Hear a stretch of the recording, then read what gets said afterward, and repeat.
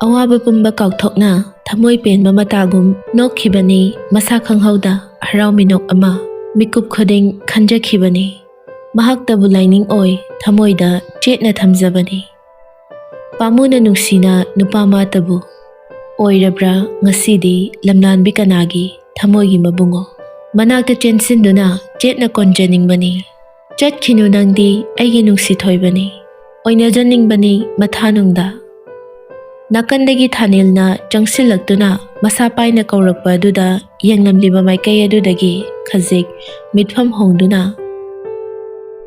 Thoi kaidore law somda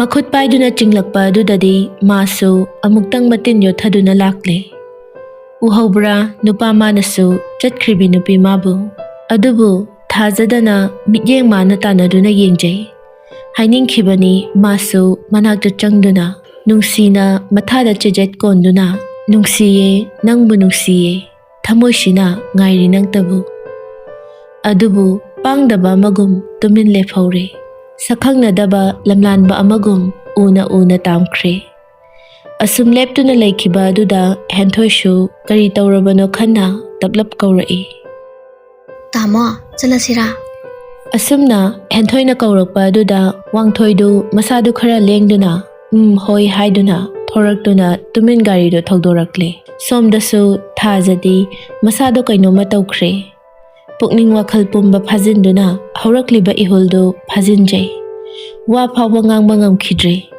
tumin yengkhiba amada yengduna leikhi thanilsu kari tawkhrabano thajagi wakhal nungaitanaba kari haikhre khanduna leiri Dress tu khara khanduna leiraklaga adumak halakle thajasu mayumda thambiramle thajadu chumdring thonganda changlakpani sayasu moida laklambani thaja leiramdaba aduda thorakpani tumin ungduna thajana changlakpadu ubada sayadu thajagi manakta changsilaktuna pakhatna hairei Thaja kaidore Thaja sayabu yengduna ngasai makhai mitluda panduna leiramba pirangdu maningtamna sintharakli maram khangdraba sayadi kok ngaure thanilga chatminakhi haibana thajada thanilna kari tawbirakle haina wakhalda chingnaba phaurakle makhut paiduna imungda pusinbiraktuna tapna famungda famhanduna table mathakta leiriba ising bottle du makhum hangduna thajada thako haina pirai Thajasu sayada haifet yenglaga isingdo lawduna thakchili loiraduna makhumdo hanagum khumjilaga tumin amuk ungduna laikhre sayana amuk Thaja kaidorage nangbu ngasai Dr. Thaninna koiba pubiki hai imabongnadi aduga kaino nang tawre isina Thajadu ngasai wangthoiga thengnakhiba adu mataroi sayada tamlai lepa laitana mitlu magi pirangsu sintharakle sayasu tapna themjinbiba oina asumna hairei Yare to ose masu magi ai phanaba laijakhra sano aidi khangba kuire nupida ekhoi idom sahoigi mapamgi mabungi masane aina nangwanda tamluraga karibu kanani khanduna tamdabane Aidi lekha tarabini khananabu ningsingbigani aina tamabu khanjakhibani nuksijabani magi maphamda aidi lamlanbini asi haiduna thaja makhol thokna kablakle sayasu magi mataudu nungaijade adubu karidi upai lei toklo khalluranu haibanatana upai di leite asumna ngaihak thembiramlaga masu mayumda hankre thajadi masadu chathoktana chatlubagi wabaga kaplubagi wabaga adumak tumthakre somdana wangthoina henthoibu thanamlaga garido asum thorakpana mafam amada garido khamduna tumin phamduna lei ningsinglai ngasai thajaga nupa amaga yamna naknaba manba matawadu magi mamangda thawoina tawba oina khankhre Sum khalluraga thajamadi nupaduga makhut samnaraga chatkhibadu wangthoigi mamangda lenabani khankhre. Sum phamduna leirambadagi garidu amuk thorakle. Asum thorakpana yaunningliba mafamdu yaurabada garidagi kumtharaktuna akoibadu munna yengli. Honglamdri ngasisu mafamadu. Tapna tapna khong thangduna lakpana mana pungna hauriba sana khongnang adugi mara maya marak aduda phamthaduna waraba choktharaba wakhal thamoibu phajinba oina pena laurai. Thaza, ai nang nusi. Ngasisu. Thamoisina Ngairi tha. Kok labra maichak thamoido pe labra. Tumina muk laikre. Kapayaba kaplamlaga thengjilakladuna mayumda hanjilakle. Garidu garage ta thaujilamduna tumin kanasu hanna yenglamda magi rumtamna kakhatkre. Somdasu Thanildu mayumda hanjindana Rohit hoida leiri. Ngasaidagi magi phone da ring lakliba adu sumpai hek paikhatte. Dipa, nang bom da dipa yuda. Ashi call tawri ise nachanupi ini bok shabi duni mi nangbo. Nang payo. Ye, ngamura. Haina ringa eduda Rohit ki phone do muklai. As, Rohit ibo, nang ngasi di nubi shure dana. Dipa, shibu kamay tok duri nobi. Payo kayo. Tawrakliba call adu tatlamdai da paikhatli. Hello hek haibaga asomdagi tombina laktharakpana hale. Daruhi, noi da khoi pakangari bado leibra. Oh, laye. Ngasaidagi phone pairikti to kaigino. Somda imana loire amuk toiba ngangbana. Ayuki chaka chakhidribani. Ho noi Romeo se, chaka changde. Mi di dena ho ma chalubadagi Juliet ningsing dana sai de mondrang tawri. Hallo ga diwani yumda. Shopping ga do yam tawrubani. Akhoni sune hayi muk chaluse. Moine ga helanya ponti. Salon ga do changuse. Haima asenkiro yam phuninge. Aina gamta chalusiga haibadati sangiga sangdiga yam ngangbani. Aduga madi matugi dress leibagati chaliboire. Ngasi ma lakta lakisano khangniba. As yare nangi de lei side. Sidei de akhoni dum chalase. Mathangda de. Asenkiro. Hoi. Rohitna kotharaga hoiga harakpa aduda Thanildu khanglaw laurai. Chalo ay sada. Ay amalay habagi ikai bamta khangdaba hui hogdong haisini. Thanilna khanglaw laurakpa aduda mut sagatlampa ani dusu khangprek hek khangi. Oi ma, ai sire, Daruhit, ai thame, kona phaunarase. Asi haiduna tombidu khangboi lakpoi phone adu thamkhre. Rohitti Thanilda sauna mamittu paina yengduna. Heminai. Iyum da sulak bire. Thamung sumun bire. Aduga itu nga hek roma chaw sida nangnaw yet piri bane ba ha. Nate, nang isingondo sitri rawa. Ay si kanina ang kange. Ye. Nangbu miro. Ay di mi bu maludre ne. Ay na saura din ang langkalak kao da firoy lo takani he. Is yam ki go. Hello, imana ngang mo loy ha bane. Nem chalo. Ay mo na ne akan mga sarano. Oh, lengbiro, ibay ton. Nasen, swai dali jawrage. Nang asi choy ko. Oh, hayeng wai ne, ikai dana ba, haujik tay kawa tammi ba. Oy mo, kahuro ne nathanda. Sakta ayin. Asi hairamlaga Thanildu mayumda hankre. Machal nupi tombiga magi marup kasi mari lainay haiba imung animak khangi. Haraw adumak yanay. Rohit ki machin manawsi maga mache maga khaktani. Mache di mayum nganna pankre. Masu haujikti thabak macha ma tawrabanina imungna yum panhanning labani. Adubu tombina atombi oibasida Thanilgi mathau hana loiba ngainaribani. Thanilna mayum yorakpada mama machadu wa ma phawba ngangnadaba makhai TV yengduna leirami. Tombi di TV du yengli haibatani. Masaktu saurubagi mamay mamit ipom lammi. Thanildu prap changsilaktuna tombigi manakta satphamthaduna. Abem, Kaidore, namai nami kay pum pum liduna. Kaubirakanu noi kanamta aingonda kaubirakanu haisini aidi ayukpa macani na noi kanamta na nungsibidaba natro Yam sauraga hairakpani mamaigadu fat laithokre. Sahum amaga loinana purat angang macha amana ningai tawbagi mawongni. Thanilna mamada muk onsilaktuna. Ima, kaidoroge, hoi abimna suyam saurisibo.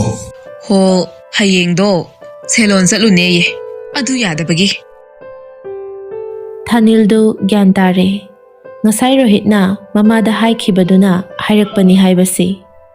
Thanil sofadada changsilaklaga tapna famtharai aduga machanda yengduna Damn, se, hayeng ne, tamusaga salurasibo.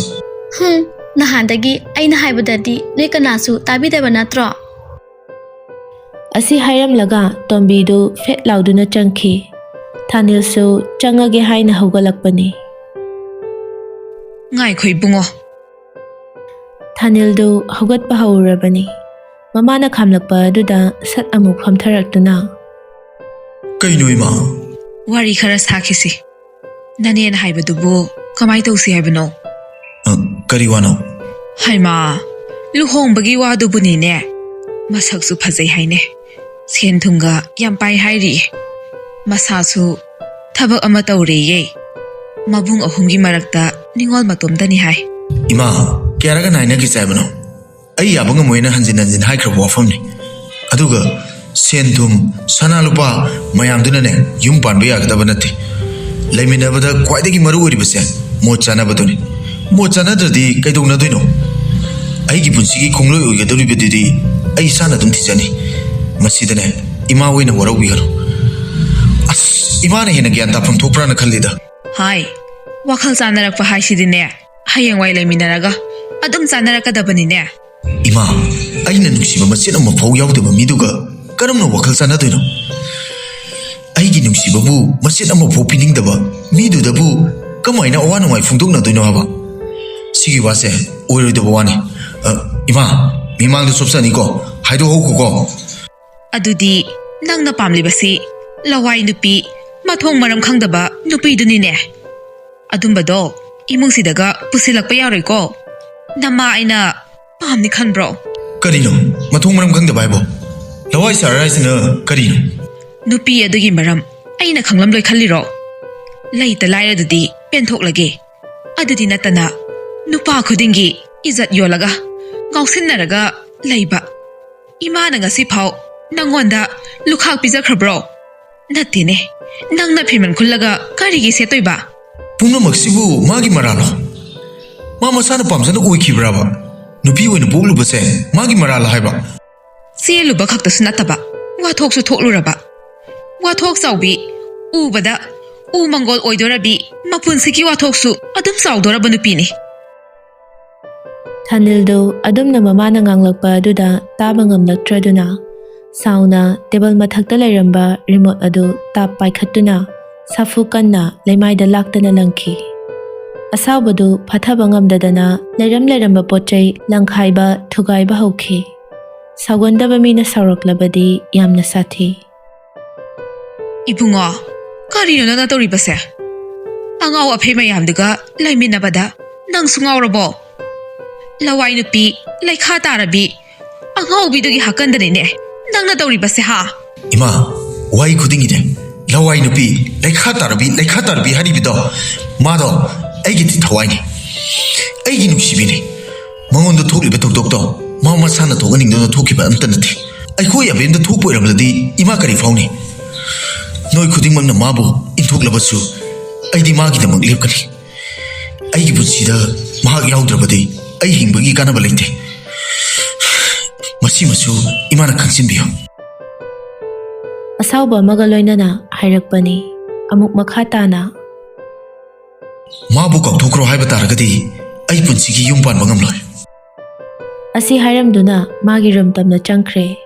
Harau nungaina thajaga wari sarurani khanna asa amaga loinana nungaina wakhal amada lakjabadu pura tayonakre. Phone pirammi haiba phawba kauthokre. Mafi fauba hongdana phamungda chumdring changduna tumthakre. Somdana thajadu ngasai Thanilna phone tawrakke hairamba aduda phone adugi manaktagi henkhidre. Ngaihak leite phone adu yengduna lei. Ring lakpada masana adum screen adu ngalakadabadu ngaingamdabagum tawri. Ngasaidagi sungtaw tawraktaba aduda amuksu saungningi. Thanilna call tawrakke hairamlaga tawraktabasi sauningba phawribasina karigino haiba mahak masasu khangjaba nate. Pungdi asum thengjilakpana thajasu phamduna leirambadagi tapna phamungda hipthakre. Mahak masadu khoirang khoisaunabana tumthabadi yadre.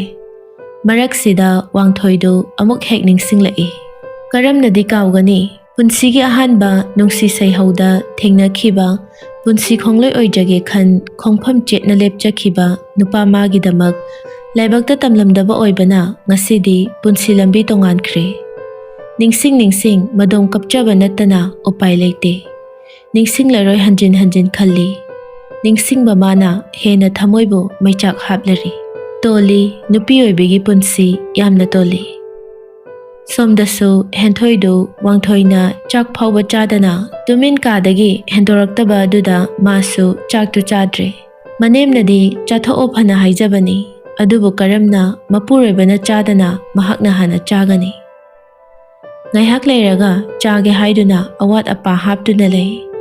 Mane makusu chak chaba tokladuna hawgatkre. Thabak singa adu loisillamlaga Henthoidu moigi kada changlakle. Wangthoidu tumduna leirambadu ubada ngaihakti tumin leptuna mapuroibabu munna yengjai. Mamaidu leithoraktuna terrace lomda laktuna aram chair thariba aduda phamtharaktuna tumin wakhal ama khanbagum leiri. Mitlu magi pirangsu sintharakpa lepte. Magi punsisibu karino khalai. Asumna kayam kuina mapuroibana inthoktuna thambikhini. Kaidongai phanggadawri mapuroiba magi minungsi. Ahing thengzilakpadagi tapna ka tamna changlaktuna magi phamungda changlakle. Ningaidana tumliba mapuroibabu mamit kuptaba makhai yengduna tapna manakta changsinduna Wangthoigi chapaladuda makhutuna soktuna maraibakta katli. Aduga amuk hawgalaktuna hanagum magi phamungda hipthakre.